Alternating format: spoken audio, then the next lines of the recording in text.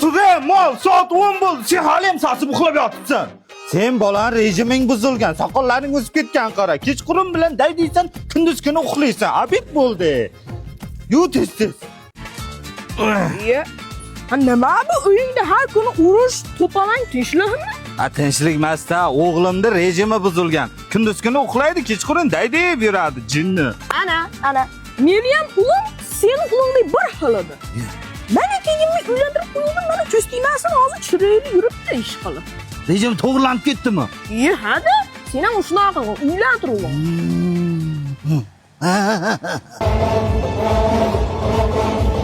Uni deyimgir 12 bo'ldi soat.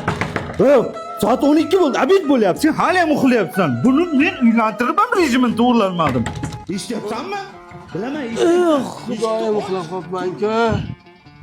Nechinchi yil hozir? Alo, kelin saringiz qayerda? Uyda? Nima qilasiz? Ertalab sahardan turib hovlilar supurib qo'shnilarga kelin salom qilishim kerak-da. Nimaga? Baribir siz qilmayapsiz-ku. Bugun ertalabdan Andijonga zo'r qilib zavtrak tayyorlab bering, xursand bo'lib qolsinlar. Qizim, nima qilyapsiz? Sizga zavtrak tayyorlaymi, Andijon?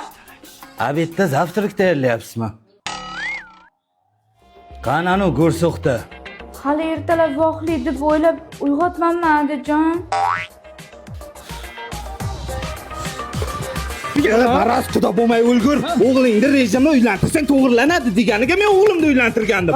Seni qizing meni o'g'limni rejimidan battar ekan-ku. Nega shuni boshida aytmading? Men ham shu erga tegsa rejim to'g'rilanadigan uchun erga bergandim.